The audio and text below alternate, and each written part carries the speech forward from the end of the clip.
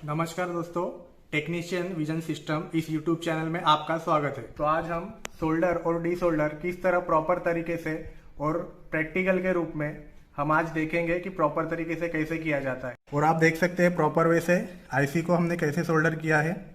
और अब हम एक रजिस्टर लिया है, वापस दोस्तों हमने रजिस्टर ही लिया है, जो कि इसका लीड है वो इसके ऊपर वो कार्बन चढ़ा है और वो काला हो गया है। तो अब हम इसे क्या करेंगे, अब हमने ये ब्लेड लिया है, नाइफ लिया है दोस्तों। ये मार्केट में आपको कहाँ पे भी इजीली अवेलेबल हो जाएगा।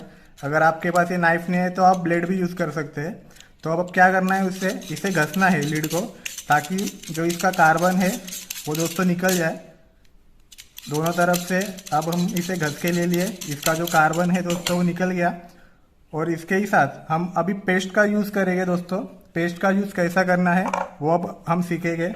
सेम प्रोसीजर दोस्तों हम फॉलो करेंगे जो कैपेसिटर और रजिस्टर में किया था, सेम ये रजिस्टर पे भी इसका लीड बेड करके ले लेंगे 90 डिग्री में। 90 डिग्री में हमने इसका लीड बेड करके ले लिया है। और अब हमने इसको पीसी पे माउंट करके ले लिया है।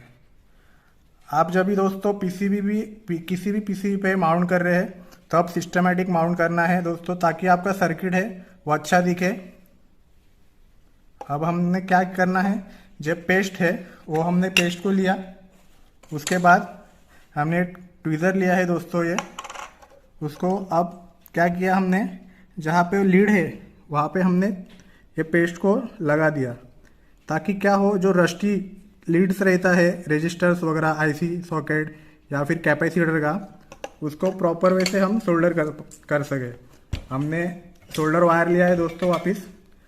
उसके बाद हम ये लीड को आप देखेंगे, जैसे हमने आयन को लगाया वैसे ही सोल्डर हो गया, क्योंकि हमने पेस्ट लगाया था। तो पेस्ट का यूज़ हर बार नहीं करना चाहिए दोस्तों। जहाँ पे आपका कंपोनेंट रस्टी है या जहाँ पे आप रीयूज़ कर रहे हो वही कंपोनेंट को, तो वहाँ पे, या फिर आपका पीसीबी कार्बन आ गया पीसीबी पे, तो वहाँ पे आप पेस्ट का यूज़ कर सकते हैं। तो उससे क्या होगा, सोल्डर प्रॉपर वे से होगा और सोल्डर पे शाइन भी आएगा। और उसके बाद हम वापस लीड कट करके ले लेंगे। वापस लीड ज़्यादा नहीं कट करना है, लीड कट करते समय वो आपके आँख में नहीं जाए, इसका भी हमने थोड़ा ध्यान रखना है। तो दोस्तों हमने पेस्ट का यूज़ करके जो रस्टी कंपाउंड होता है उसको सोल्डर कैसा करते हैं वो हमने देख लिया। तो दोस्तों अब हम जो कंपाउंड लगाया है उसे डी सोल्डर कैसे करेंगे, किस तरह से करेंगे वो देखेंगे। अब नॉर्मल हमने जो कैपेसिटर रजिस्टर लगाया है दोस्तों वो हम हाथ से ही निकालेंगे, हाथ से, या फिर आप उसे प्लायर का यूज़ करके, या फिर आप उसे ये ट्वीज़र का यूज़ करके निकालेंगे। तो नॉर्मली आप हमें क्या करना है दोस्तों, रजिस्टर का लीड है उसको पकड़ना है पीछे से, ऊपर से आयन लगाना है। देखो दोस्तों ये निकल गया। वापस हम उसको सेकंड लीड भी हमने निकाल दिया। कैपेसिटर है दोस्तों, उसको ट्वीज़र से पकड़ने की ज़रूरत नहीं, क्योंकि ये गर्म नहीं होगा। रजिस्टर का लीड गर्म होएगा तो आपके हाथ को हानि पहुंच सकती है, आपके हाथ को झटका लग सकता है, बर्न हो सकता है आपका उंगली वगैरह। अब हम कैपेसिटर निकालेंगे। कैपेसिटर को पकड़ा है नीचे के साइड से, एक पॉइंट निकाल लिया, सेकंड पॉइंट भी हमने दोस्तों इसका निकाल लिया, आप देख सकते हैं। सेम थर्ड वाले रजिस्टर को भी, उसके लिए हम ट्वीज़र का ही यूज़ करेंगे। लीड को पकड़ेंगे तो आपके हाथ को झटका लग सकता है। सेम सेकंड लीड को हम पकड़ेंगे दोस्तों, यहाँ पे आयन लगाना है, निकल गया ये दोस्तों रजिस्टर। तो तीनों कंपाउंड आपके निकल गए हैं। तो दोस्तों अब हम आईसी सॉकेट है ये, वो डिसोल्डरिंग विक और ये जो डिसोल्डरिंग पंप है उसका यूज़ करके अब हम इसे निकालेंगे आईसी सॉकेट को। तो पीसीबी को ऐसे हम उल्टा रखेंगे। अब हमें क्या करना है दोस्तों, डिसोल्डरिंग विक का यूज़ करके अब हम इसे एक एक लीड है उसका जो एक्सिस सोल्डर है निकाल दिया। तो देखो जो लीड है दोस्तों, वो बाजू का जो सोल्डर था उसके वो पूरा निकल गया है। वैसा ही सेम प्रोसेस हम सेकंड लीड को भी करेंगे। देख सकते हैं आप, एक एक करके सोल्डर है वो एक्सिस निकल रहा है। ज़्यादा देर आयन ना रखें दोस्तों, ताकि आपका ट्रैक है वो निकल सकता है, आप देख सकते हैं। तो जो वन साइड का जो सोल्डर है हम डिसोल्डर विक से निकालेंगे, और सेकंड साइड का जो है, तो आप देख सकते हैं दोस्तों जो आईसी है वो क्लीन हो रही है एक एक करके।